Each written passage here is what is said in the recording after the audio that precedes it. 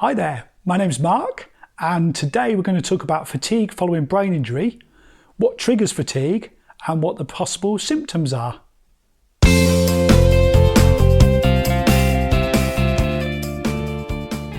So I'm a public speaker and author, and I suffered a brain injury in 2012 after a freak accident whilst on holiday in the Canary Islands. Basically, I blacked out in the toilet, fell and hit my head, which left me with a blood clot on the right side of my brain, various fractures, and another blood clot on the left side of my brain. After returning back to England, I went to John Radcliffe Hospital and was told that I needed a craniotomy, but I decided not to have that surgery, and after various scans I was discharged about 8 weeks later and told to live my life as normal. So going from you've just survived a life-threatening accident to 8 weeks later, go and live your life as normal, I decided to do just that. I'm a fit, active guy, love running, love sport and going to the gym, so I went back to all those pursuits. I was also driving up and down the country to various different schools delivering motivational sessions. I guess in the early days I wasn't given much information on the side effects and what to expect. So I started noticing fatigue kicking in on my long journeys whilst driving from school to school.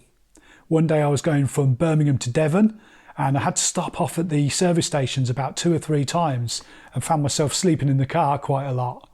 That particular evening I also slept when I got to the hotel and then woke the next morning, delivered a session in a school in Devon, and I was so fatigued and so tired and I just couldn't shake it off.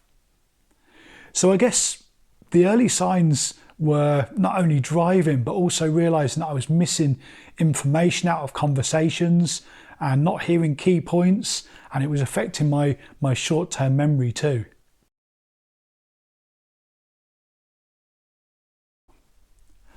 So what are the common triggers to fatigue?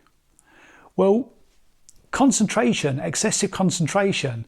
I've given the example of driving, but perhaps it could be working on a computer, or maybe reading lots of complicated documents and having to process the information on it. I've found that noisy situations can be really difficult to deal with. So when there's kids running around, they're all having a great time, that can be really hard and really kicks off your fatigue. Being in a room where there's people having a conversation and giving lots of information, that's also another major trigger. And perhaps being in a loud environment. So it could be sitting in a cafe, for instance, and there's a conversation going on over there. There's somebody over there who's making a coffee and one of those really loud machines. And perhaps there's some music playing over there and people constantly walking past. So that can be overstimulating on the senses.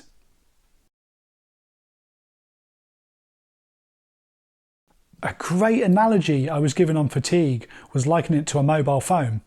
So imagine you have a mobile phone with lots of apps running in the background and the battery's draining. You open up some more apps and try and perform some more tasks, the battery's probably going to shut off on the phone. And that's exactly the same as how our brain works. So our neural pathways have been damaged following brain injury and the information is trying to get to its point. If you keep trying to perform extra tasks like the apps on the phone, then eventually your brain is going to start to shut down and your battery is going to go flat.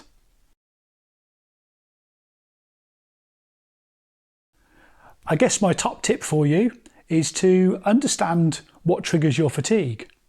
There's going to be some common themes.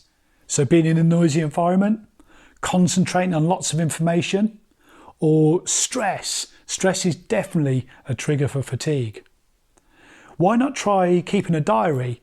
So when you're fatigued, write down a list of things that you did before or all the events that happened before your fatigue kicked in. That's a really good way of understanding the patterns of the things that you can do, and you can move on to managing your fatigue.